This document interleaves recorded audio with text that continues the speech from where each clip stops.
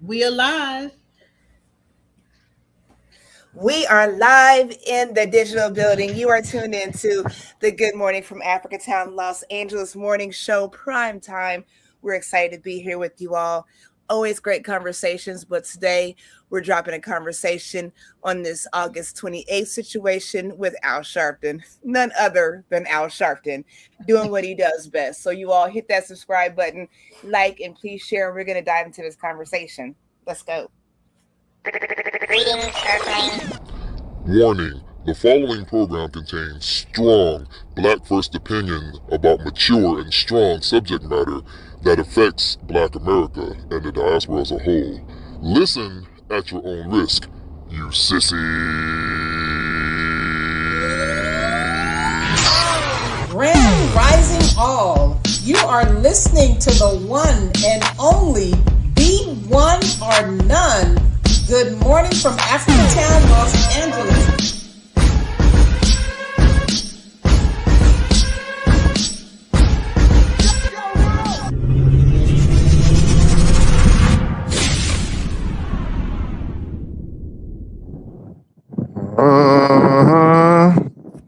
Well. Who ready to get to some good old trouble? We're ready for now. You ain't even got to have your hair permed for this one. Hope y'all ready for this one. These Negroes want to drag us back out onto the Democrat plantation on behalf of the immigrant. One more again. Who's signing up to go on out there with Reverend now? Not me. Not me. Oh, man. Me Uncle either. Al, somebody's uncle. Y'all know. Wait. Y'all know this is Reverend Al. He's one of the good old boys. He's well known. He's a historical figure. Y'all sure? Not. Y'all gonna do Al? Y'all gonna do Al dirty like this? Reverend Al needs to be Uncle Al right now. He needs to sit down at the table and just have he needs to be somebody's uncle right now, and not in these streets. I don't know. Girl, he Yeah, need y'all to gonna be do Al like this? granddaddy right now. Now, in all reality, I don't think that anyone Black should be shocked, because if you go back, not Trump's victory, the presidential election before that when Biden won. Who remembers what happened shortly with the so-called Black leaders after Biden got in office? Oh yeah, I remember that meeting, right? That Zoom meeting. Yep, none other than the leak Zoom meeting where they were sat down and told, you best get used to the brown middleman because we're going to elevate them above you, well, to be flat out, he was talking about the Latinos right there. But brown also, when you trickle it down, that means the Indian, like Kamala, that means all the other so-called people of color, but the Latino in the Democrat framework leads the charge of that POC group. So he basically told them in the leaked Zoom meeting, and these are the so-called Black leaders, you best take a back seat and get ready to take orders from the brown middleman because we are officially elevating them above you. And we all remember on this very program, we warned over. I mean, who was that? Who's the guy who rode the horse and said the British is coming? Paul Revere. Paul Revere. We were some Negro Paul Revere's warning y'all over and over and over. Hey, don't you see how they're cutting you off of this program, cutting you off of that program? Hey, they keep taking your EBT card. Nah, they're gonna fix everything when we vote them back in office. And look at you now. Now we are sitting stuck in political insolvency. And now you were about to see. Well, if you lived here in Los Angeles, California, period, you would already know that this plan was already enacted about a decade ago. We already saw we already see the results of it here. And sad to say, even after living in this, these Negroes are still pushing the Black-Brown coalition. Still, well, we just gotta vote them back in. They'll fix it sooner or later. That's our Black mindset. So that's what I see here in LA. Where the rest of you are, do you see that same mindset? Yes. Oh yeah. So I'm gonna read to y'all real quick, but pretty much so people know what we're talking about. So let me get this up. Okay, Reverend Al Sharpton National Action Network and civil rights leaders will host a march on Washington 2026. Defend the vote on August the 28th. The march marks the 63rd anniversary of the historical 1963 March on Washington and aims to protest recent current decisions that weakened Section 2 of the Voting Rights Act, co-led by Martin Luther King the third. Oh Lord, I got him involved, and Andrea Oh Warder God. King. Yeah, hold on, there one. The protests will gather participants at the Lincoln Memorial in Washington, D.C. We go again. The rally intends to build momentum for voting rights protection ahead of the November midterm election. That's what it's all about, y'all. The midterm election. They just try to get black people all riled up. It's not working. More black people, independents, or some going to the other side. It's all BS. I'm so sick and tired Now of them. you They keep probably talking about the pay. now Yeah. outside of them, I'm shocked they didn't pull a Death Row Tupac thing, get an MLK hologram, and have it at this march. But outside of this, you likely wouldn't be seeing this march if they didn't see the writing on the wall when Jasmine Crockett lost that election. When they saw that, they go, Exactly. okay, the Exactly. era of the Negro is officially up. It's time to go on and put it in front and full gear and stop playing like we ain't doing it. But I mean, like I said, they were already doing it. This plan is already enacted. They've already done it. When you Yeah. look at Los Angeles politics in particular, the black elected officials are none other than they're just puppets at this point. They're just there for the quota, so it doesn't look like it is what it is. But if you heard those leaked tapes from the LA City Council, you know that these black individuals, they take under the table and backroom deals to sell their people out and to help these others elevate themselves before us, as long as you have a black face there, because unfortunately they know that in 2026 that still works for the majority of us. Well, somebody black is there. They'll do something for us sooner or later. Exactly. That's our What's your mindset. man? What's your man? LA. She took a lot of money. What's her name? Is she got Spanish in her too? What's her name? Yeah, You know. Karen Bass. Karen. Yeah. Mhm. Well, Yeah. I'll personally remove the B from her name, but yeah, Yeah. Okay. I don't really know. She may be mixed or whatever the case is. Remember we did a show. She was like some type of Hispanic or whatever. We talked about her when she was giving out the cards and saying that the money that she was trying to give to immigrants were not coming out of the government because they ran out of money, and she had private donors to start giving the immigrants money. Yeah, and it's I think the sad part about this is, even if that wasn't her background, because we've seen it over and over again with her peers, even if she was full on two black parents, two black grandparents and great grandparents, as long as she's waving that Democrat banner, she's going to do the same thing, because they take this thing as a religion, as a race, and as a creed, and they put it before everything, including God himself. I And got that's something just a sad for you. reality. Queen Lynn, why are you not up here with us? Queen Lynn says she's Mexican. But the Don't be thing bashful about it, Lynn. Come on. the thing about these voting rights is they're trying to play us, saying that black voting rights is at risk. Why? Why wouldn't you want an ID? I thought we want to make sure white people like Trump, as they say, and the MAGA are not making voter fraud. So the only way to stop voter fraud is to have an ID, but they're playing us like we're back in the 30s where you don't, and you have IDs. Everybody black has to drive. Exactly. You got ID to get a house, alcohol, to get anything, and all of a sudden. I mean, and That's it. as fate would have it, even if you're black with an ID and you get pulled over, good luck coming out of that life. Exactly. And so it's not for us. It's for immigrants, because those are the only ones who would not have a rightful ID. Exactly. Talking about some of the But illegal people lost their ID.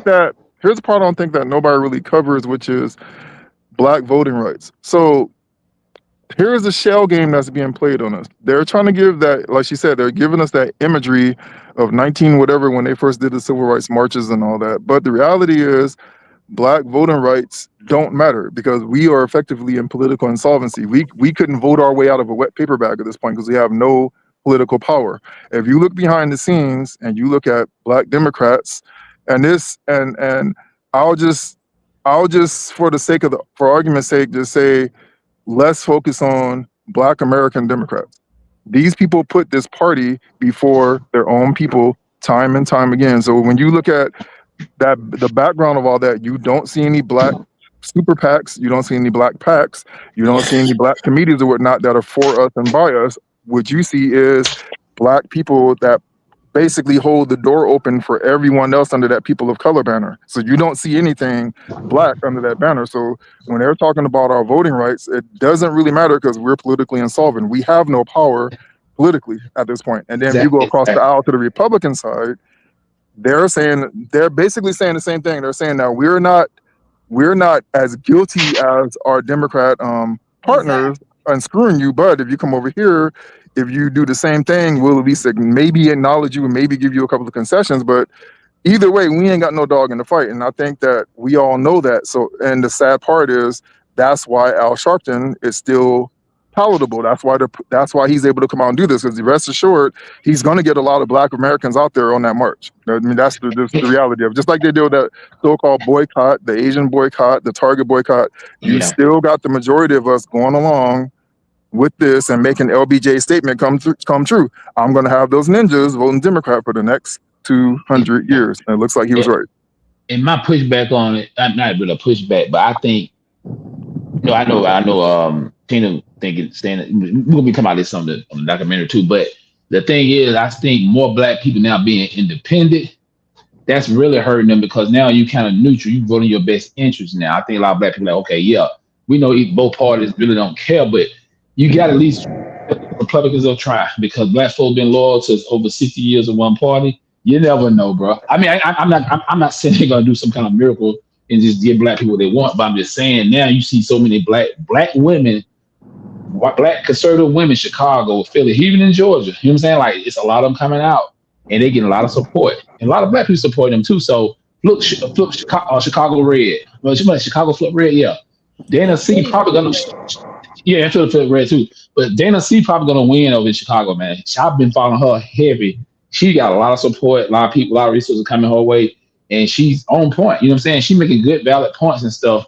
What's going on out there? So I think that's what the Democrats on that last leg, they trying, but I think it's pretty much. And I have something I want to play this for y'all, because the Democrats are on their last leg, and you know how we have been saying stuff.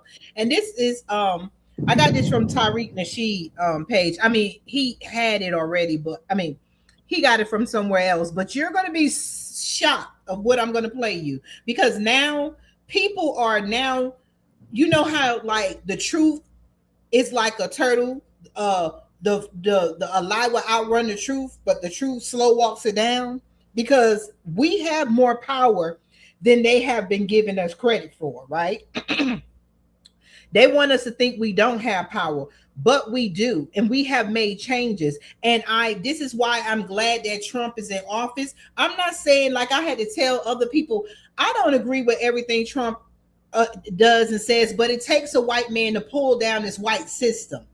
And Trump is a puppet for everybody. And I'm glad, because if he wasn't in office, we would not see the divide that we see. The curtains wouldn't be pulled down, and we wouldn't be being more independent. Because the Democrats have shown us that they have drug us into the ground, right? And the Republicans are just the Republicans. But we need to infiltrate both parties like we did the white group on Facebook and make it ours. But can y'all see this? Yeah, we see it. Yeah. Okay. Listen to this. It is about 5 minutes. If you don't, and the DNC shoves an AIPAC candidate down your throat, you have my permission and I'll vote for them. Because the Democratic Party needs to learn that it is not vote blue no matter who. It matters who. They sometimes need to lose in order to learn. Sometimes when you lose, you learn. And I'm just telling you right now, if they put a little AIPAC, send Israel all the bombs, give Saudi Arabia all the money, let the UAE run over us and give Trump another plane. If they put another AIPAC sellout moderate in place of Graham Plattner, and they do not put somebody in who is his same ideology, you have my permission to stay your ass home. Then they will learn when Susan Collins gets 6 more years.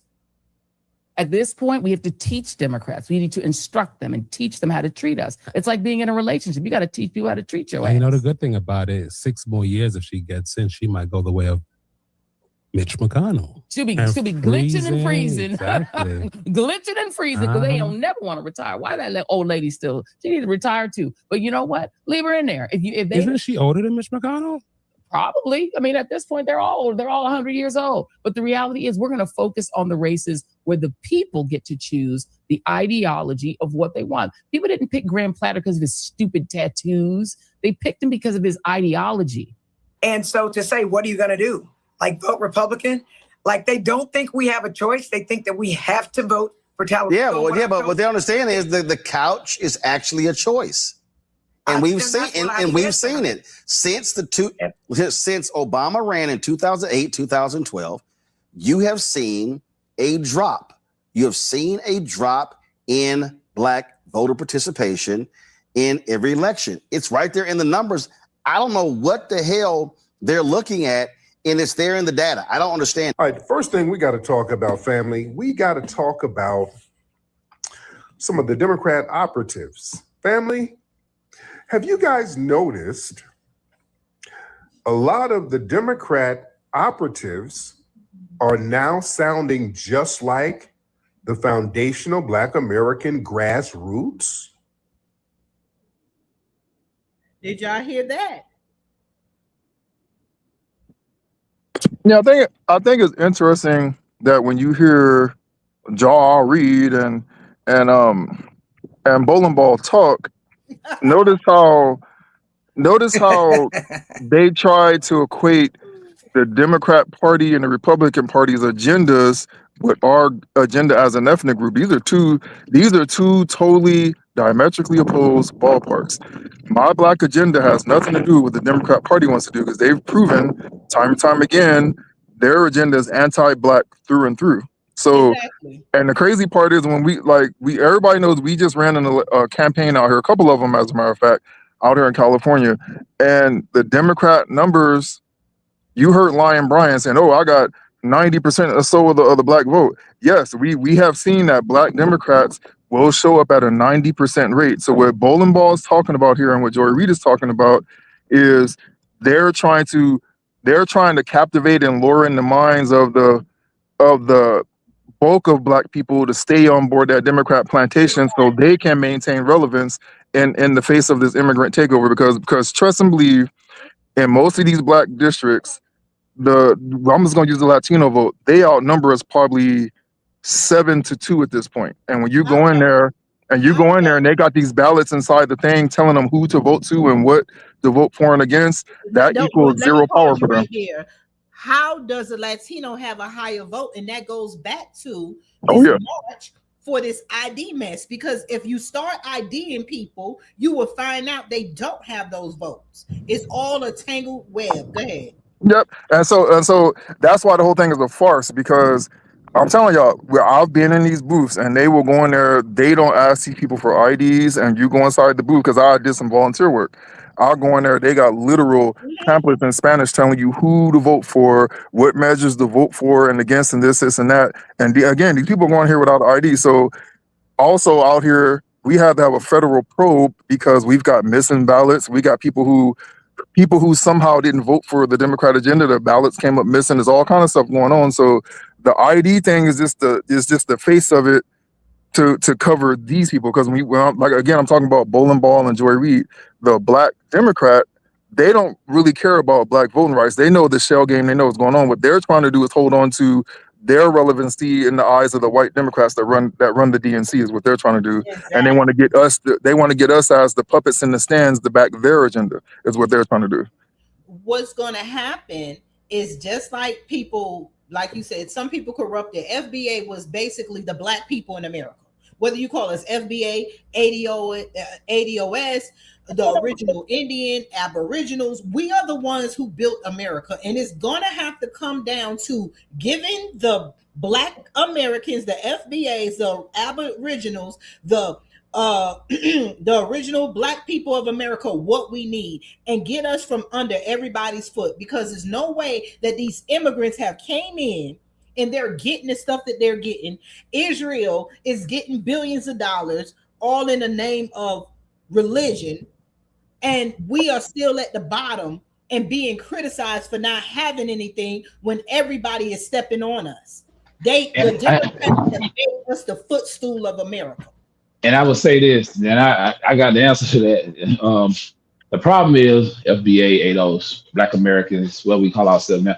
The thing is, we got to get more organized. Now, the only time I say that FBA really made a stance with the 2024 election, because what it was saying it really hurt Kamala Harris. They don't read the Democrats don't really want to say that. Now when you start getting more political, get like what Pablo them doing, even out here, what I'm doing out here, getting our city officials in office, put our people in office. That's the only way we're gonna win. We got to put our people in office. When you say people, don't mean to cut you off. It's basically what they say. It's not people, because it's not Democrat or Republican, because there was no. It is the person and the people that are looking to give us what we need.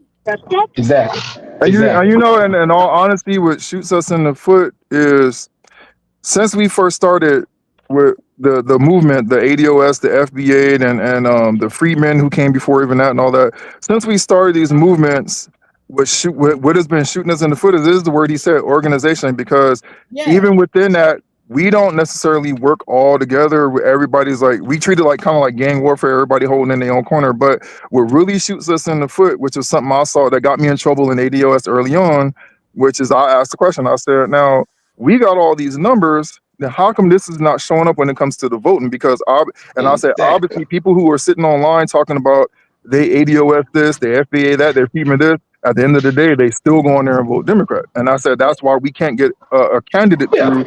And we've been trying to get out here and organize and say, hey, if you say you want reparations the way you say you do, you want this, you want that, then you have to get involved. Because at this point, we should have that super PAC and that PAC already. We should have, if the Democrats and Republicans keep on doing what they're doing, then we should have our own independent political party or be independent and show clearly that we're willing to work with, because the Latinos have done that. They clearly know, both parties know that, hey, we got to play ball with them because they'll cross the fence to go either way, whichever suits their agenda. We refuse to do that. It's like we are afraid to come off of that Democrat plantation in big numbers. I mean, you get a couple of thousand of us, but it's like we are afraid to come off of that plantation in mass numbers. And then if we being even more real, the Negroes who ran over to the Republican plantation, they doing the same thing. They just got a different master. They're not doing nothing different than what the Black Democrats are doing. Well, no, some of the people who consider themselves FBA, they're Republicans. See, it's just that, like you said, both of you are right. Organization. We have to come together as a party. We need somebody who knows how to make a super PAC. And we need to be under here, whether you if you call yourself ADOS, if you call yourself Solon, if you call yourself FBA, if you call yourself Aboriginal, or we are all talking about the same people, just like they called us Negro and nigga and all this stuff. We are the same people. So you can take your title to the poll, but let's get a super PAC together with all our titles, because we are all saying our grandparents are the ones who built this nation, and we all deserve something. And if you are an immigrant and you voting, then most of them are voting for their needs, but you have to respect us who built this nation. And that's where when it comes down to other Black immigrants and brown people, they're not giving us the respect, because now America has made us look poor. Democrats have made us look like the dirty footstool that you step on this bus to without allowing us on the bus. I mean, and be real. If you were a Latino, would you give us respect? Because look at what they see. When you see people like Ice Cube, when you see us, we're talking about us, FBA, ADOS, or whichever one you want.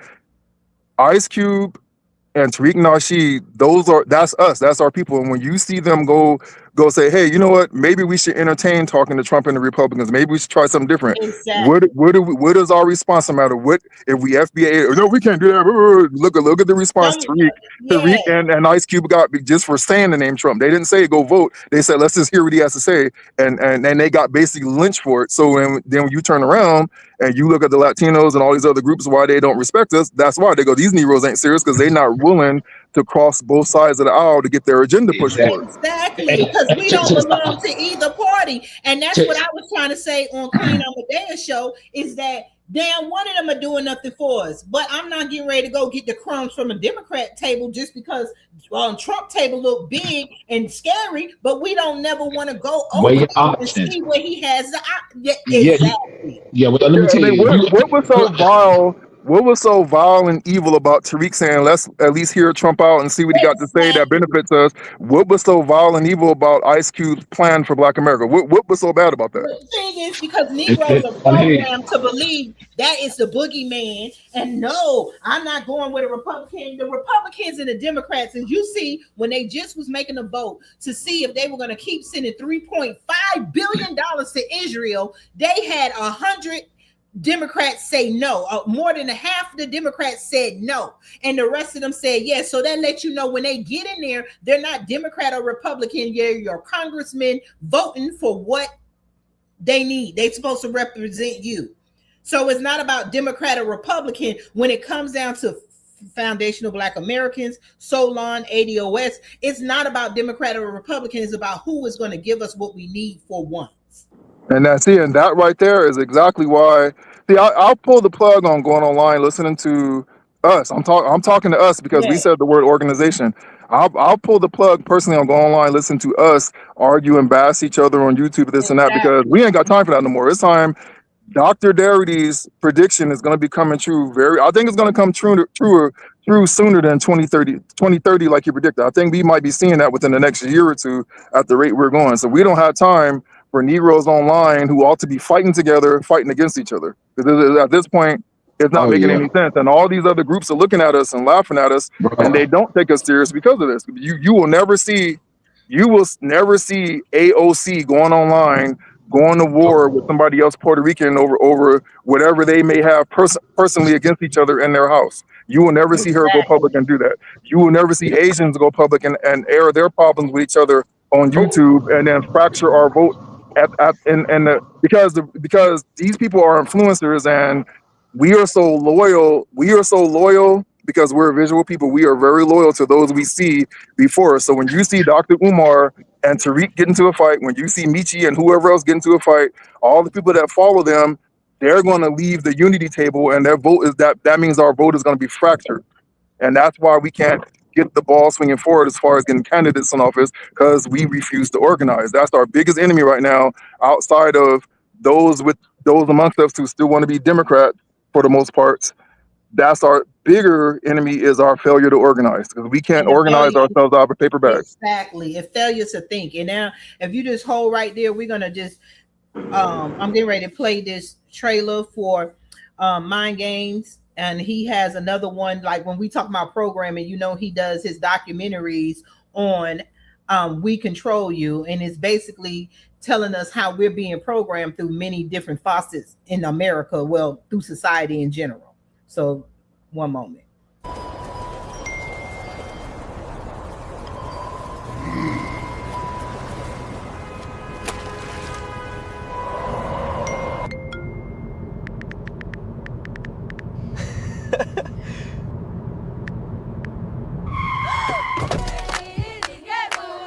Yes!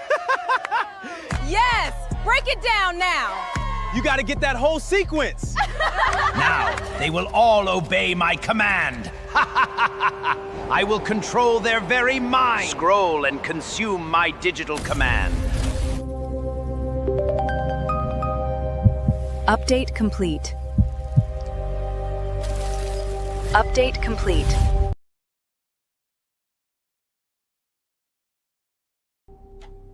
The beauty of it is that they don't even realize they're being guided. With television, we told them what to think. Now, with social media, we let them think it was their own idea. Yeah. Like that.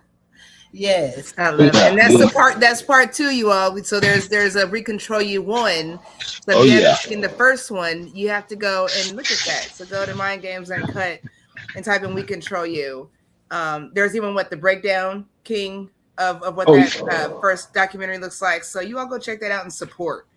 Oh yeah, appreciate that. Yeah, most definitely. This right here gonna be crazy. This one was good. I was just learning, but 2, I'm taking my time on it. We're gonna bring it out in October, y'all. Because like I said, it's gonna be we touching on everything. So yeah. So we'll keep playing it, and we'll keep everyone up to date that's watching of when it's going to be out and how you can view it.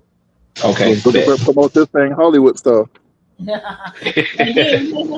then with the "we control you," I want to piggyback off of what Pablo was saying before we went there. Is that when you saying that, okay, if Michi and someone is getting into it, or Tariq or whatever, the problem is with us that we don't know how to let arguments be arguments without us picking a side.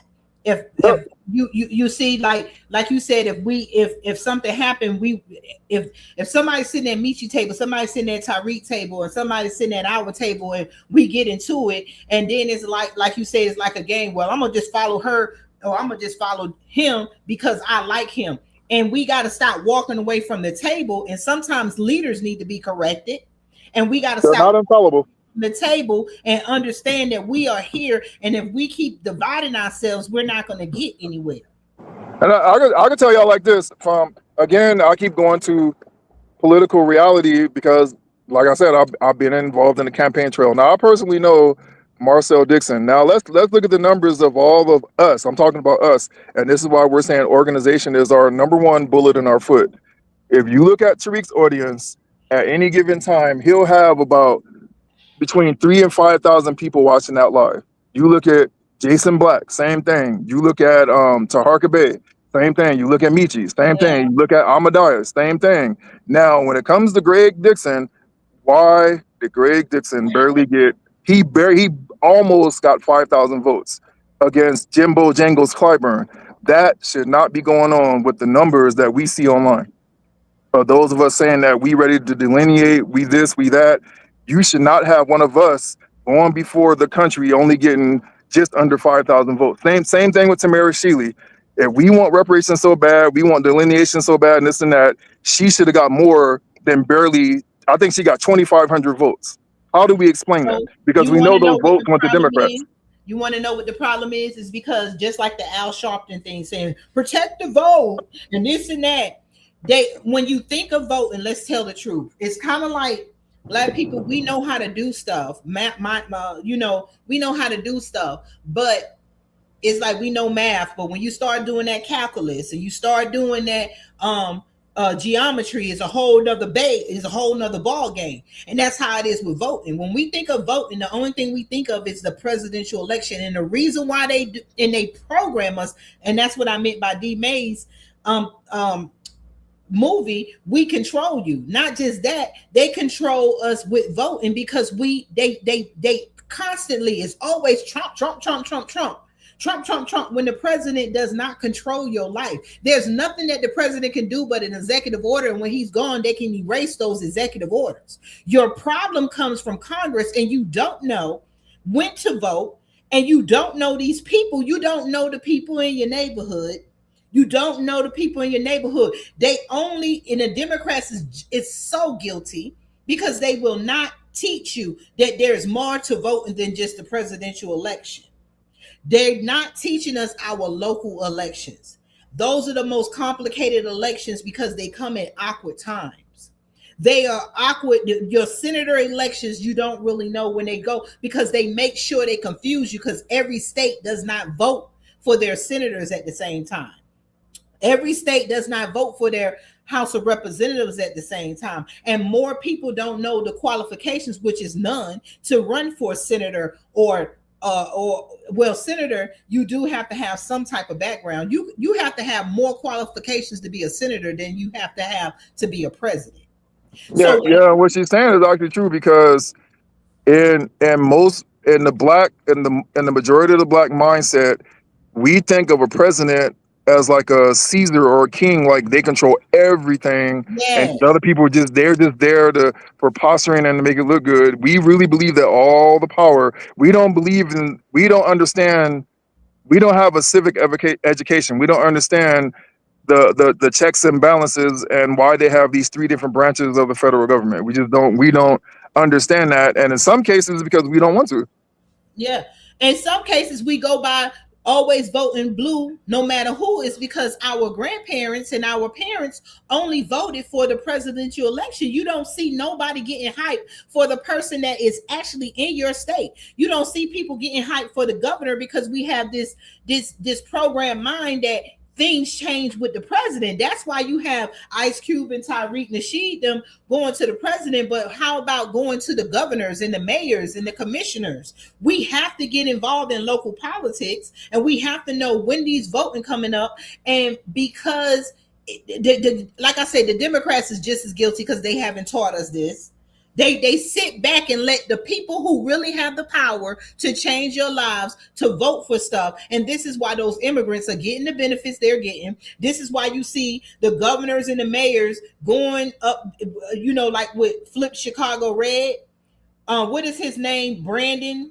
What is it? Brandon Johnson. Brandon Johnson.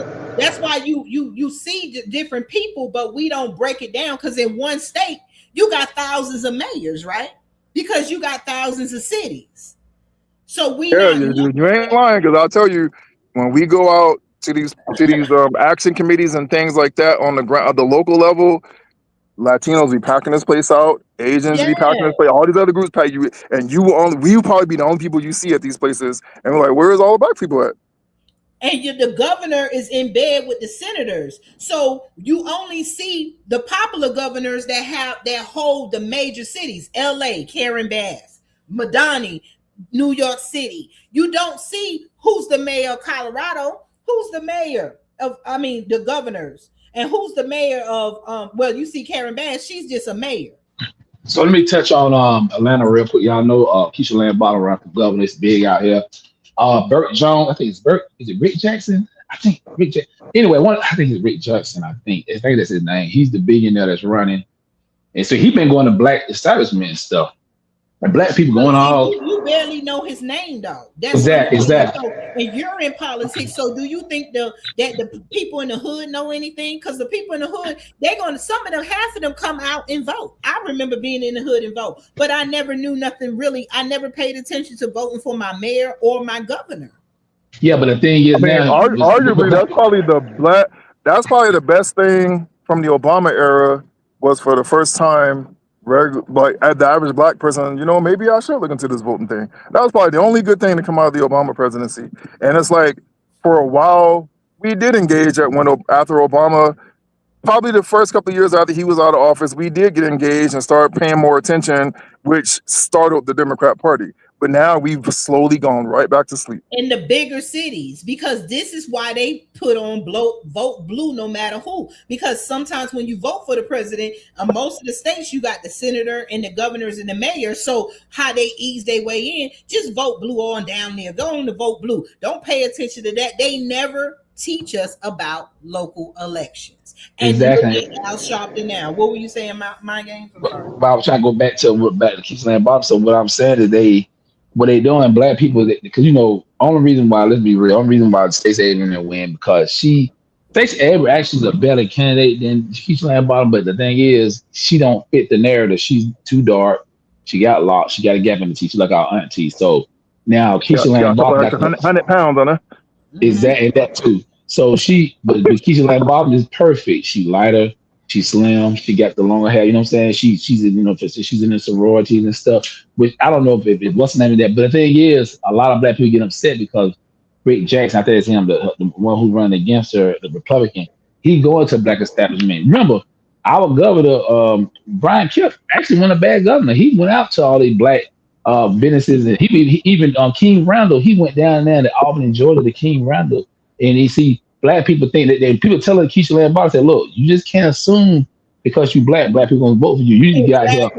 You need to go through a whole Georgia, go to rural Georgia, all that. Don't be just going to like Atlanta, Savannah, Macon, all the black cities because you just can't win no state like that. This is not a you're not voting, you're not being a mayor of Atlanta, you're being a governor of the state. So black people gotta learn how to move. Look at her.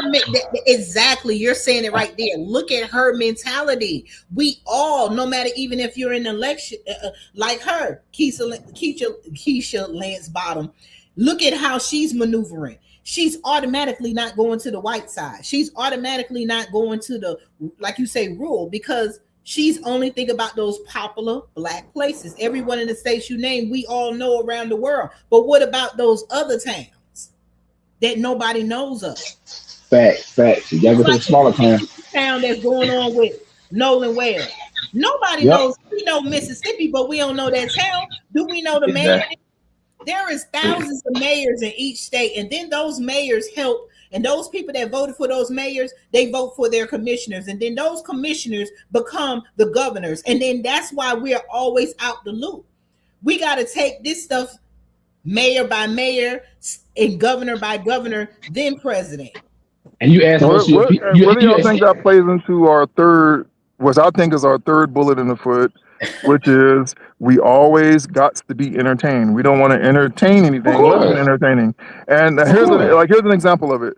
So we've done countless reparations rallies, and literally the only ones that even get somewhat of a crowd there would be the ones where Tariq goes on the radio, goes on YouTube, and he got to go all out. He has to hire people to tantalize and entertain people just to get people to show up. And outside of those, I've been there. These reparation rallies, you'll be lucky to get 20 Black people there. Mm-hmm. And everybody's looking at this like, yeah, these Negroes is not serious. That's because we're not. Go ahead, Margaret. That's my part. I've been trying to tell people like on my TikTok lives, I be trying to tell like Red Hills and all them, some of my co-hosts, they hit in the group conference, they're in the group, they reparation group. But at the end of the day, they keep saying, yeah, reparation. And chat. I said, listen, y'all just keyboard warriors because y'all don't have a blueprint. You don't. That's why by the lab they don't take us serious because they know you don't have. They just talk on the internet. You need to have representatives. You need to have, like I said, first you need to get involved with your city councilman. Most people don't even know who their city councilman is, and all they major cities in town. They don't even know the names and stuff. They just worry about the presidential election. They don't work like that. And everybody laughing as they know. If you just talking, if reparations got stuck in 2019, it's just hashtag now. This is keeping it real. All the people that was on that hashtag and sharing it now. Like I said, I personally know Greg Dixon, and he was once a member of us, if you know what I'm talking about. But in the aftermath of losing that election, his stance, he took that hard stance. He took one for the team, and it costed him his job and everything. You think he's getting any get back from everybody that was online, that's going online sharing this and doing all this talk on the internet? Nope. Oh no, heck no. And back to you, Bond Games. Remember when I was telling lady in the red, we were talking about the bond, and I always talk about the bond is because the reason why do you think the Democrat Party always bring out some hoochie mama or some stupid music, take your booty to the pole? Because those are the people that wear the bonnets that they're going after to get the vote. Those are the people they want the vote. Everybody else that's a voter is already there. But this is why I keep saying, stop putting Black people down for what they wear. Stop putting Black women down for the bonnet, because if you make me feel bad about my bonnet because I am not as professional or looking as you, because I'm trying to talk hood. These are the hood is who we need to vote. But if you make the hood feel bad about who they are and you think you're better, because that's what they're gonna think. You think that if my hair is sticking up and I'm finna go vote, but now I remember you said don't wear my bonnet and I'm this and I'm that. You think they're gonna stand out there with their bonnets on? That's why I feel like it was a white supremacy move to make people feel bad when you wear a scarf, or make Black people feel bad about wearing bonnets and stuff, because sometimes when voting, you got to jump up and run. Most of these people that they want voting might not be at work. They might be at home in the hood and decide, let me get up and go to the poll. But now I'm going to have a second thought. I got my bonnet on. I'm not going to stand out here and hear all this criticism. This is why we got to pick and choose our battles. Right now, it's not the time to be criticizing Black people for what they're wearing if it's not provocative. If you're not showing your poems and showing this and that, and heck, some of it that you see the Democrats, they didn't care. They said, strippers, come as you are and come get your vote. We have to understand who we want to vote and stop putting ourselves in our places because we're the ones voting. We're trying to get the people who are not voting. And why are they not? So it's a race between us and the Democrats. The Republicans don't give a damn. Do you think that, like, especially as a Black woman, do you think that when they send people like Cardi B out and Meg Thee Stallion, when you like picture yourself as maybe you like you just turned 18, you're getting out of high school and you're about to get into this game, and you sit down and you notice, hey, why didn't they send Cardi B to talk to the Hindu Indians or the Latinos or the Asians? Why did they only send them to us? Do you think that the younger voters are starting to look at this kind of stuff and maybe their perspectives are starting to change, which is why people like Al got to do the march and stuff like that? Yes, because a lot of them are smart. They just insulted. It's kind of like we see the person that, like most, let's use white people for example. White people don't wear all these. Most rich white people ain't gonna wear name brands. They ain't wearing all the gold. They ain't wearing all that. So when you standing in the store next to him, because I worked with a man, when I worked at the restaurant that got burned down, remember I was opening a restaurant, I would have never known the man I'm sitting next to is a almost own a bank. He's a billionaire. But if you looked at him, you wouldn't think he's a billionaire. So let's reverse that. Just because I got on a bonnet and some slippers and pajamas, don't think I'm dumb and you're going to put Cardi B in my face. So yes, a lot of them be insulted. Sometimes we got to pick and choose our battles about how we keep condemning. Like we can't even get them to the poll, and then the first thing we saying is, don't wear that. Y'all look like this. Don't wear that. If they can get to the poll, we gotta look at the words and the stuff that we say and understand where does these stereotypes come from. It's an insult. When I was in the hood, I still from the hood. I mean, I know somebody from the hood that just got shot up the other day. My people still from the hood, and when we sit around and talk, I'm that one that sit in the hood and talk with them, and they be insulted. Like, man, some of them be insulted. They don't even go to church no more. You think that whole mindset like that comes from the airplane going over me? But do you think that whole mindset of trying to denigrate us for who we are comes from the boule black Democrat because they want you to fit into that so-called white imagery and mold, like a Carlton Banks kind of thing? Yes, I completely feel that way because you say it all the time, Pablo. They use military tactics against us. So if I'm here, I know, like I was saying on Mind Games show the other day, black women don't have hair like white women. Well, let me just slap this in the ponytail and throw me on some stuff and go down to the pole. We ain't got the same hair. And all these other men was in the comments talking about, oh, y'all ain't got hair because of the perms and all. No, everybody don't have good hair. And sometimes my hair is good, but I might got to wet it and comb it by the time I get ready. Come on, let's be who we are. So if I don't even call that straight hair and all that stuff good hair. I'll call it nappy afro good hair. Exactly. I was just about to say who's saying whose hair is good? Like I'm not saying you, but I'm saying like where do we even get this mindset with Caucasian people? Exactly. No, I know you're just saying. I'm just saying, but like where do we get this mindset? You know, that stringy hair, that scent of that hair. You know, like I'm not being rude, but who told you? Like Malcolm X, like who told you? Yeah.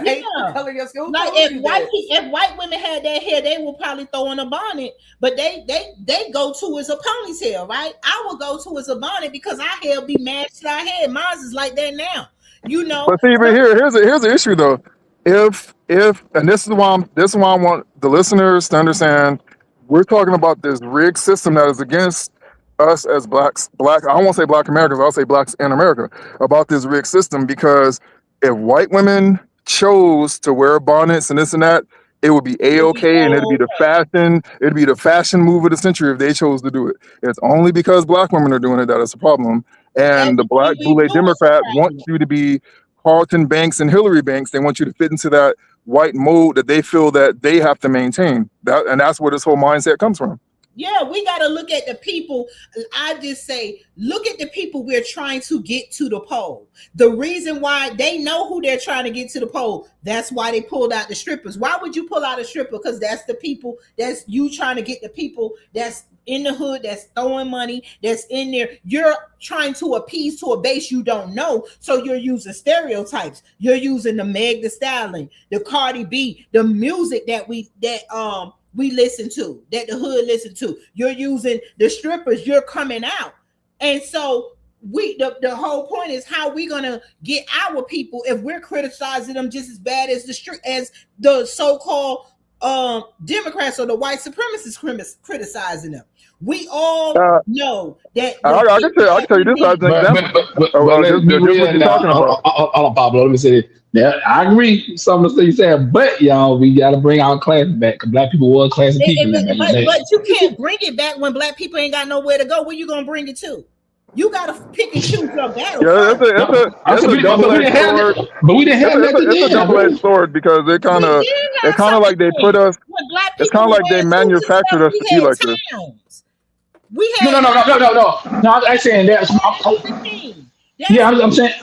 No, I get what you're saying. I'm not saying we didn't have that. I'm saying like we always like you don't have to have money to look nice, like to look decent. You know what I'm saying? Like yeah, because even when with the gangsters dress, you know. For me, it's not even the look. It's more so the manufactured mindset. Because what they call ghetto is basically people. I mean, what do they expect a black person to do when you darned if you do and darned if you don't, and everything you do is basically. It's like even if like let's take Sean Combs, as rich as he was. He got to a certain point. He realized, dang, no matter how much money I got, these people still consider me less than, even though I'm this rich at this point. And so I think, and this is from an experience I had. Now I was, as Mr. Peace has said on the show before, and I admitted on the show before, we used to be black Republicans, and I was courted. I forgot who the candidate was, but they wanted us to do outreach in Los Angeles, Compton, and Watts for the Republican Party. And the guy, it was a white man, he said, you know, I didn't want to come to you and have you do these lame hip hop videos and this and that. Basically, that's what they wanted me to do. He said, I'm coming to you and asking you, what, in your opinion, can we do to reach the black voter?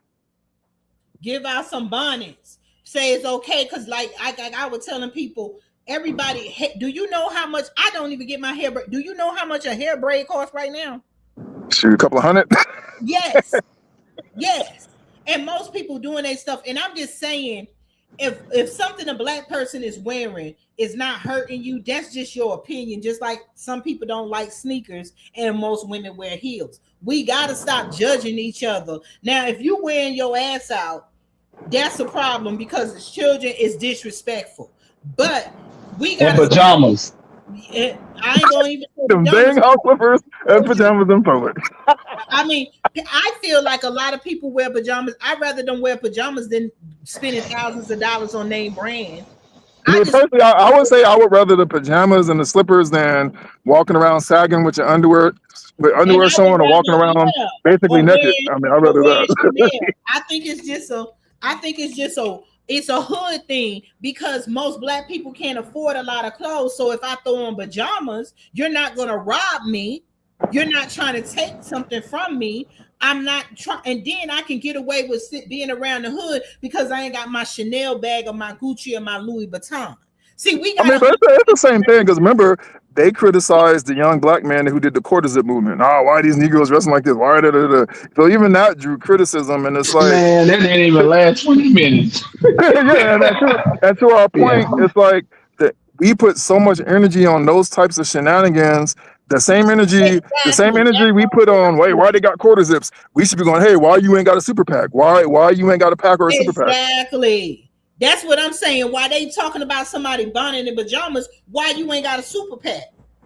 Why we ain't got black? I mean, it could go both ways. So I just say, let's pick and choose our battles. Now, if it offends you, if you walk around with your ass out, yes, let's correct that. But it's just the same way when people wearing MC Hammer pants and straight pants. MC Hammer pants, they look like pajamas with balloons.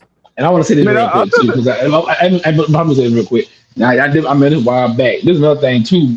We even talking about on a local level. We don't even go to the PTA meetings. I remember I was a vice president of a kid PTA.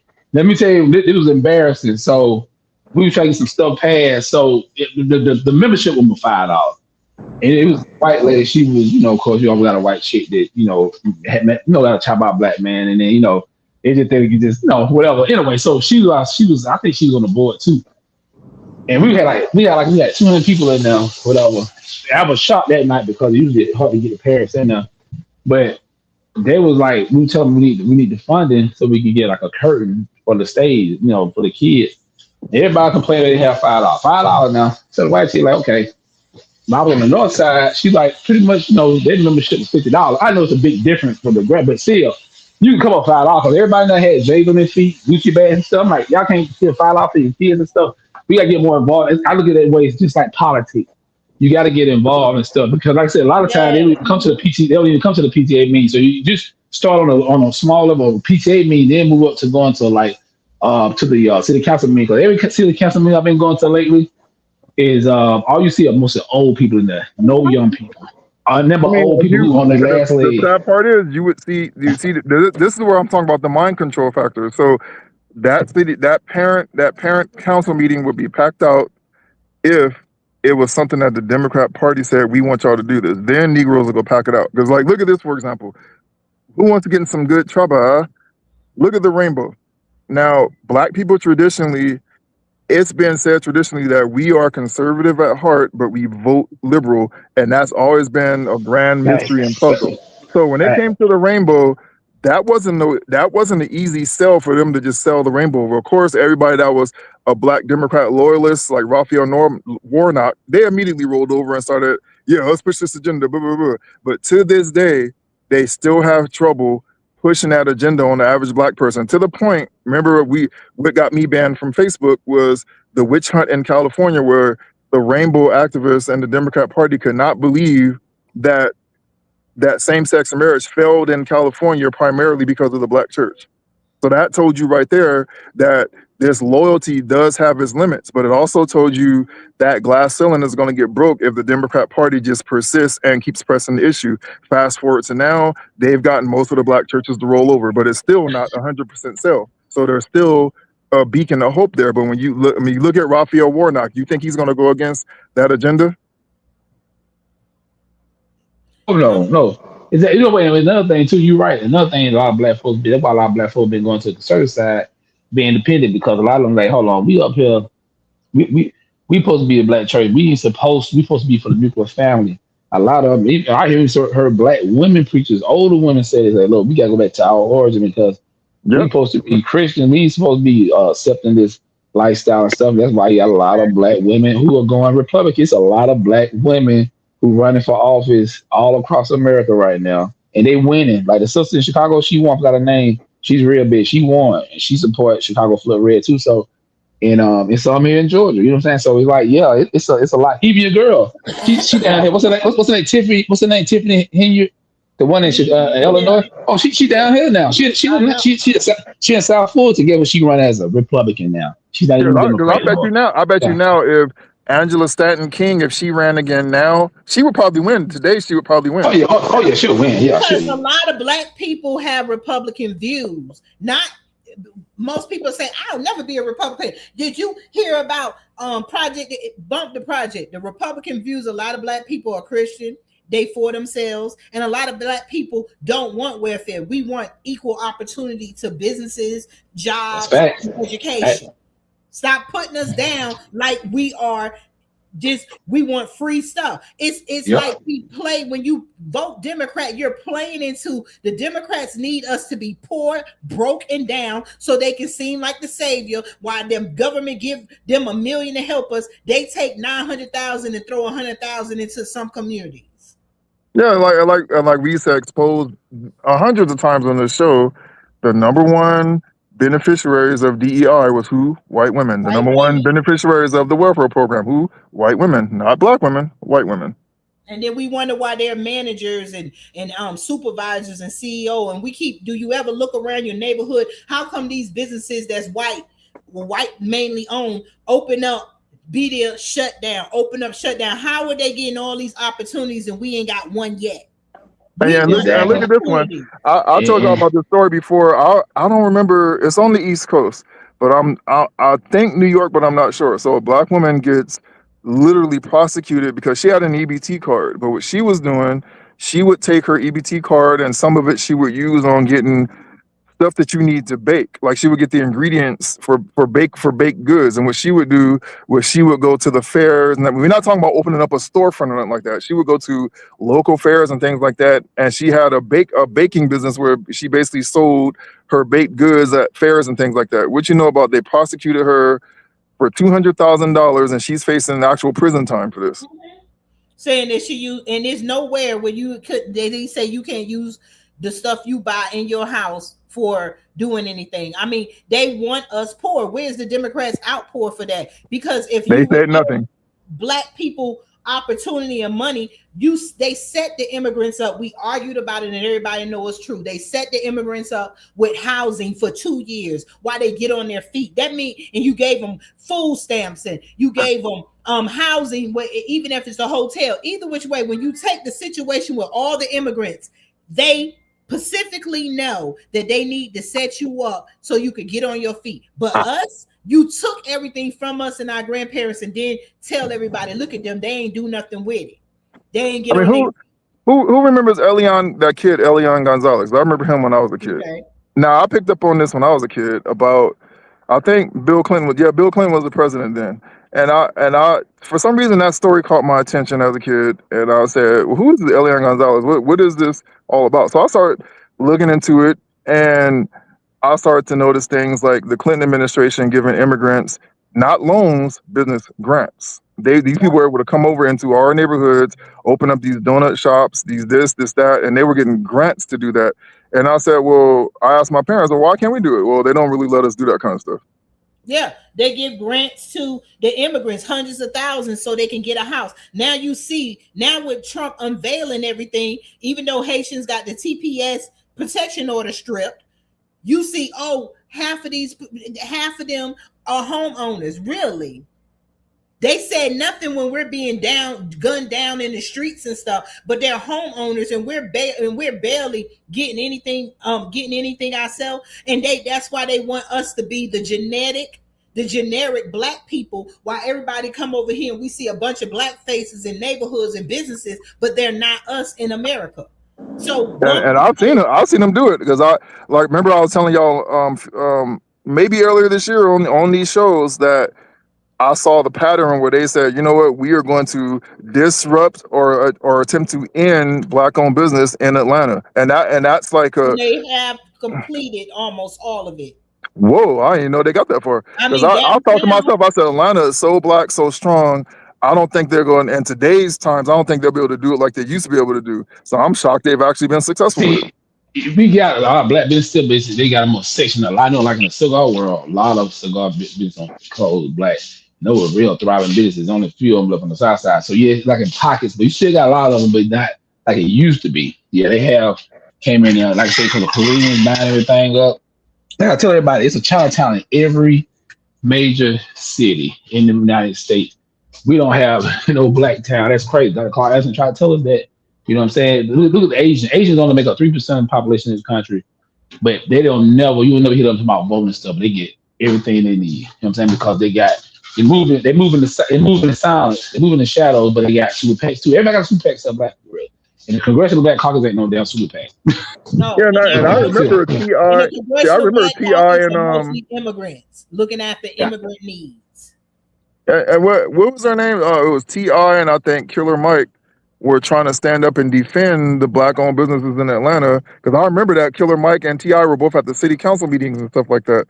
And I was like, well, let's see where this goes. And it's sad to hear that they actually were successful in even going in Atlanta doing this, running the same program. The problem is that we, instead of having conventions, instead of having all these meetings and concerts, our people need to start going to workshops to understand voting and understanding what is voting, who's controlling your life every day in your city, in your state, in your town. And then the president is the president. We need government 101 overhaul. And I land my plane. Yeah. I think because remember we all came to the conclusion, man, we ain't going to no more of these Black conferences. I don't care who the keynote speaker is and all that, because it ain't getting us nowhere.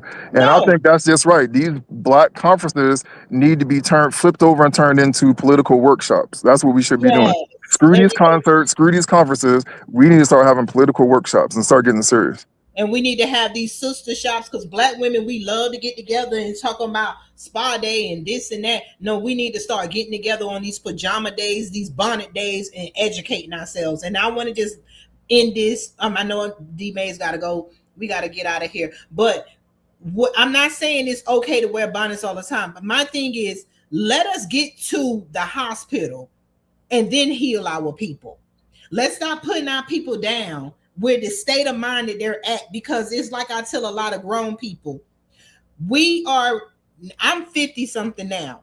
How I think now, I did not think the same way 20 years ago. I don't know what the hell I was thinking 20 years ago, but I'm here now. So when I hear people getting on to young people, I'm like, you expect them to be in the mindset you are in now when you know you didn't think that way at their age? So the thing is this, when it comes down to the bonnets and different things, we got to get our people. We got to build the hospital. I'm talking about mentally, an imaginary hospital. We got to get them there. Let's get them to vote. Let's accept our people as they are, like the church used to say. And then when we get them in the building, start telling them why this looks appropriate and that looks appropriate. So I'm not just saying let them run wild. I'm just saying accept our people where they at. Let's meet them where they're at. Then let's get them to where we need them to be. And I land my plane. Yeah, I like that. I like that. I ain't no pushback on that one. Yeah. Indeed. And I'll land my plane on just when we started talking about where we began with the Sharpton march to get in some good trouble. If you were thinking about going to that march, if you were considering it, it's in the back of your mind, just one more time won't hurt. It's Al. Sit your black self down. Al Sharpton barely walking. Al Sharpton won a Martin Luther King moment because he was a Martin Luther King child and a family member, and he talking about the remembrance. Al Sharpton, he's doing it for publicity because he know good and darn well everybody has an ID. Stop playing us. But do y'all have? Let's go through the panel. Let's before we get out of here, Queen Lynn or Mind Games or Captain Pablo. I'm gonna say it real quick. Like I said, for Al Sharpton, them they like I said, anyways, it's over. Like he he got a National Action Network, whatever. What's her name? The girl, what's her name? The one he mentored. What's her name? That guy named her son. What's her name? What's that girl be with him? The one he mentored. What's her name? God, she be on Instagram all the time. She got mad. Me got said something about Democrats. That was that chick name. Anyway, he hoping that she'll take over. Because she's like in her 40s, but she don't have no kind of clout no more. Like she used to kind of be out there. What's that chick name? God, it come to my mouth. It's over, but nobody don't listen to her no more. Everybody, black people, pretty much tired. They tired hearing the same thing. And finally, it wasn't Tamika Mallory. Yep, Tamika Mallory. The one that was messing with BLM, right? Yeah, no. Was she with BLM? I know she was doing this part of it, Cadillac endorsement. That kind of like Cadillac endorsement. Trans on there, with trans and stuff. Yeah, her Tamika Mallory. Yeah, she's done, man. She just, she don't even really have, because they all of them saying the same thing. See, you can't keep saying what the old people said 60 or 80 years ago. It don't work anymore. Black people want to hear that no more. So it's like, okay, what's our option? Excuse me, what's our option on the other side? Like I said, and that's why you got a lot of black conservatives now and black independents. So I don't think that the Democrats gonna have a chance in 2028. I don't even know who, because Gavin Newsom and Pablo know Gavin Newsom. He's not the guy. I mean, my plan. Dang, Pablo got up out of here. Okay. Queen Angie. I'll just keep it simple. I'll say this, everybody has the right to feel how they want to feel and believe how they want to believe. At the end of the day, like you all said, we have to come together and have a conversation and respect one another and understand the bigger picture. And at the end of the day, it doesn't matter whether you vote Democrat or Republican, because we should be voting independently. We should be voting within our best interests individually and then collectively. And the Black struggle is a collective issue, regardless of where we stand in the process. It affects all of us as Blacks in America. Is that what you said, D. Mays? So we all have to come together and just put our big pants on, and that super PAC is going to be important. It starts with having conversations. It starts with uniting and not being petty and just sticking with the goal and being boots on the ground, completing that goal successfully. So I'll land my plane there. Yes. What about you? I know, I don't know if Kathy B is here, or if you want to say anything. She might we at her bedtime. But I mean, yeah, we have to come together, all of y'all, right? We have to come together no matter what we call. We have to vote for our interests. And it's not about Republican or Democrat. It's the person that is really going to get up there and do what we need, because we voted Republican, we voted Democrat, we voted people in, and they're sitting in Congress. Maxine Waters is a millionaire. She's sitting around. And I mean, I'm not saying she's not. They say stuff that you want to hear, but nothing is getting done, and they're not educating. Them people are not coming from Congress and coming around you, teaching you how to get to Congress, how your senator becomes a senator, because you have to be a mayor or a governor or a commissioner. We have to reevaluate workshops, and we have to reevaluate the talks when we get together. We need leaders to start teaching people, and we, like I said, we need to stop judging each other, and we need to get our people where we can get and talk to them mentally. And what another thing I want to say is, we need to start thinking about suing the gun manufacturers and everything, because when a white person get mad at something, they'll sue. McDonald's got sued for having too much hot fries and hot coffee. Our people are unaliving each other left and right, and this is why we need people in office that represents us, because we need to start suing the gun manufacturers, because how are our young people getting all these guns? Voting is important, but the most important votes is in your local election. But it's not just voting, it's putting people up or voting for people who have your best interests in mind. And I'll land my You know point. what, Queen? You know what? Whether you voted for them or not, whether you know them or not, whether you like them or not, one thing is always going to be true. They work for us. Exactly. They work for the people. And don't ever let them forget that. Period, point blank. I'm done. And that's all that needs to be said. Peace. Boom. Peace.